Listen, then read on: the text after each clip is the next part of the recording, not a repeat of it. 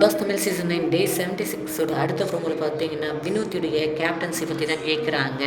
வினோத் தலையாக இந்த வாரம் எப்படி பண்ணார் அப்படின்னு சொல்லிட்டு அப்போ வந்து அந்த க்ளீனிங் இஷ்யூ வருது. திவ்யா என்ன சொல்கிறாங்க அப்படின்னா, நான் வந்து பார்வை மென்ஷன் பண்ணி சொல்லலை, நான் இங்கே இந்த இடத்துல க்ளீனாக இல்லைன்னு தான் சொல்கிறேன். உடனே சார் நான் எத்தனை முறை சார் நான் இப்போ 10-20 முறை பார்வைக்கிட்ட சொல்லி நான் க்ளீன் பண்ணுறானா இல்லை, ஆனால் அழுக்கு இருந்ததுன்றதை நான் பார்த்தேன், கேமரா பார்த்தோம் அப்படின்னு சொல்லிட்டு விஜய் சேதுபதி சொல்கிறாரு. உடனே வந்து என்ன சொல்கிறாருன்னா, நீங்கள் இந்த க்ளீனிங் டீம் வந்து இது இங்கே மட்டும்தான் பண்ணுவோம் அங்கே மட்டும்தான் பண்ணுவோன்ற அளவுக்கு நீங்கள் ஏன் விட்டு வச்சுருக்கீங்க?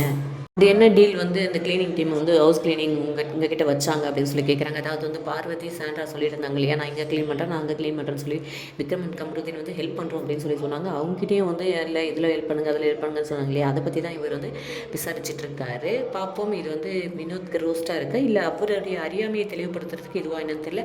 ஆனாலும் நாங்கள் நினச்ச பாரு கம்பரு மேட்டுக்கு வாங்க மேட்ருக்கு அப்படின்ற மாதிரி தான் இருக்குது. அவர் கேட்குறாரா இல்லையான்னு தெரிஞ்சுட்டு வந்து சொல்கிறோம். நம்ம சேனலை சப்ஸ்கிரைப் பண்ணிக்கோங்க. தேங்க்யூ.